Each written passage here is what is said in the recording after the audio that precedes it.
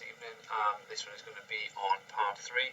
So this one is Fear Street Part 3, 1666, and it's a brilliant finale to the what I thought was an actual excellent trilogy, and a very surprising treat before Halloween that came out earlier on in the year.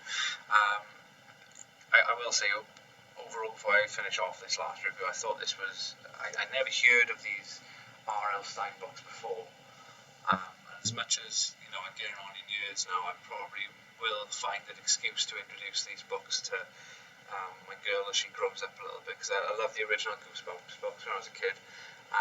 But these ones, as the readers got older, he wrote some excellent Fear Street books growing up, and I think that they do give a brilliant blend between the sort of the children's safety net as such of everything will turn out okay, or this is just a very interesting tale, but with the sort of the young adult / adult high stakes game and classic horror imagery, which I find in these movies is excellent, to be honest. And I think this one, the part 3, is more of an outlier to the other two.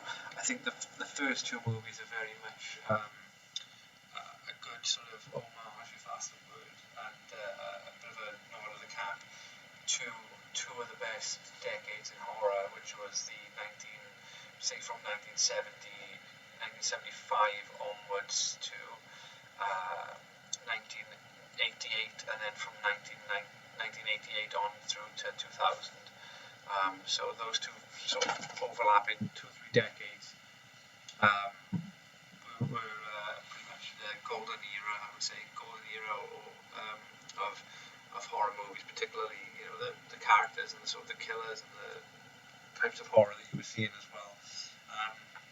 But this one is a very interesting finale in the sort of the setting of 1666, which we, apart from the film The Witch a few years ago, which came out, which was excellent, you don't see an awful lot of sort of period horror movies like this, unless it's something Victorian or World War II. You don't see an awful lot of that at all.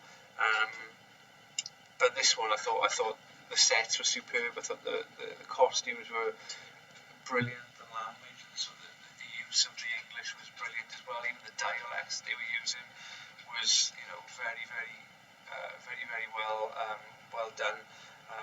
You got to see as well, or I thought was all of the actors used in the previous two movies may not be in the same roles as they were previously, but they were in 1666. They were about in there as well, and so we do follow on from part 2. So at the end of part 2, we find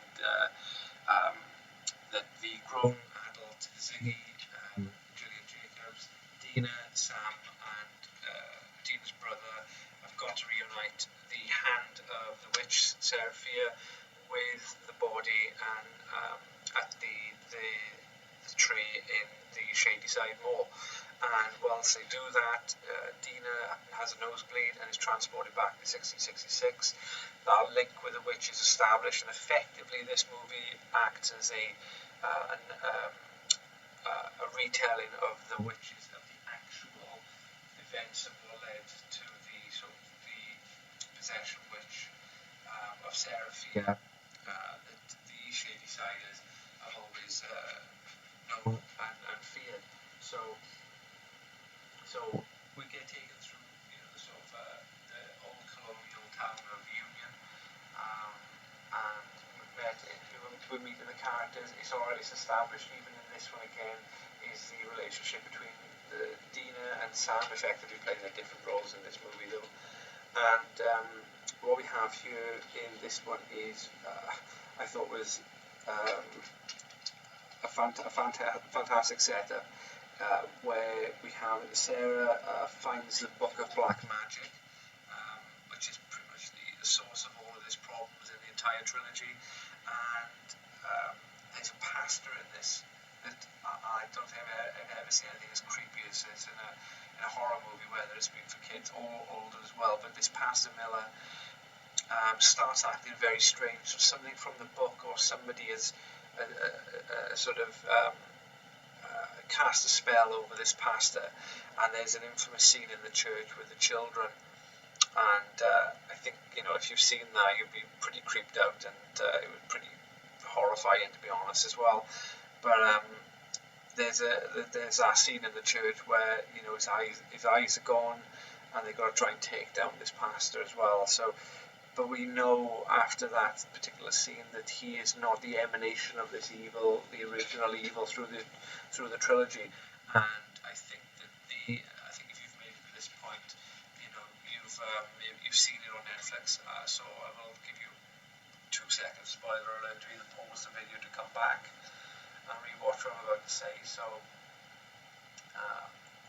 from this point onwards, the big reveal spoiler is that all along the Good family, and in particular Sheriff Nick Good, the ancestor, was the person all along who had made a covenant and a pact with the devil, with evil, in order to sort of bless his descendants and bless his family and show good favour upon him.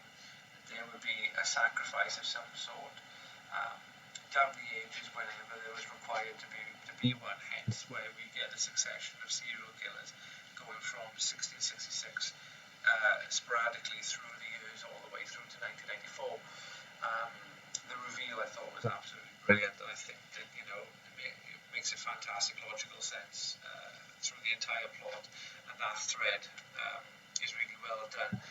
So we go through the motions really, I think, with the 1666 storyline. It is one of those ones where we know it's not going to end very, very well for Seraphia. She is put up as the witch, as the person who's effectively the one who's spread this fear and spread this evil amongst the colonial town.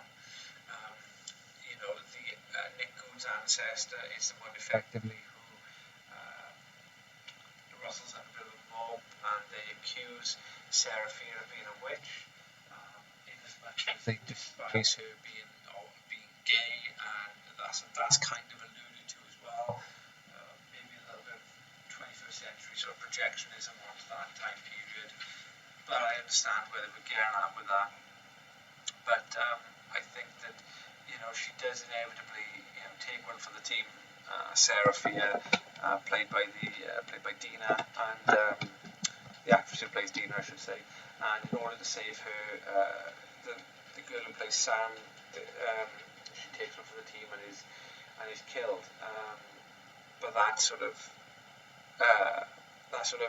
connection is then established in order to sort of break this curse. And we flash back forward then to the main time period, 1994, and they then understand that in order to exorcise the demons of Shadyside, that they need to ensure that the good covenant and pact is broken. Hence, they need to get the person who's been covering these crimes up, which is whether it's a mayor or a sheriff Good, they need to break that link with that family member, which is Nick Good. And obviously Ziggy is a bit torn in the 1994 world because of being with a previous relationship as teenagers, going back to Camp Nightwing in part 2. But I will say, I think the ending to this wasn't very strong. It was very samey as the 1994 film, and I think that the mall, the shopping centre thing had been done already, and that standoff and conclusion to the trilogy had already been done, and it was very, very predictable about the way in which they were going to break this curse down.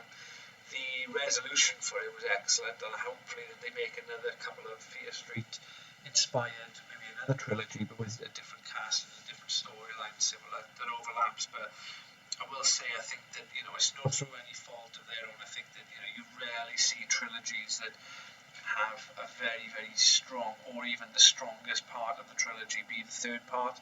I mean, you only have to look at trilogies like The Godfather.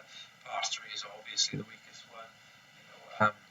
got The Lord of the Rings. I mean, albeit I know The Return of the King is a fantastic movie, but clearly The Two Towers is the best movie in the Lord of the Rings trilogy. You know, even the Dark Knight trilogy, you know, the Dark Knight, the middle movie is way better than the Dark Knight Rises. So it's very, very, you know, same as Back to the Future, Part 1 and Part 2 are way better than Part 3. So, you know, it's very difficult in order to get a third movie which is as good or better than the other preceding movies, because it is, people will inevitably be, I think, disappointed with whatever conclusion they think that maybe the characters should have resolved it in a different way, or you know, been have been treated differently towards the ending, you know. But you know, they have to do what they have to do. And I think overall, though, it was a decent ending to the trilogy. I think that, you know, it isn't as good as Part 1. Slightly not as good as Part 2, but I will say it's a good wrap up. I just think that the 1666 part was brilliant. They should have maybe expanded upon that a little bit more, and potentially there was an opportunity for, you know, even going back into the past, having the resolution within that 1666 era. And I know it's been a bit, you know, it would be retconning the entire trilogy about no horror whatsoever. I'm wiping it from memory, but you know, you would have had a bit of a happier ending with maybe the people who died in Part 1 and Part 2 not have died at all then. But there you go, that's my 2 pence. But anyways, overall, I think this was a brilliant trilogy, and I'll give this overall my rating as 3 out of 5 stars. As you can see on IMDb, they've given it 6.6. It's actually got a very, very good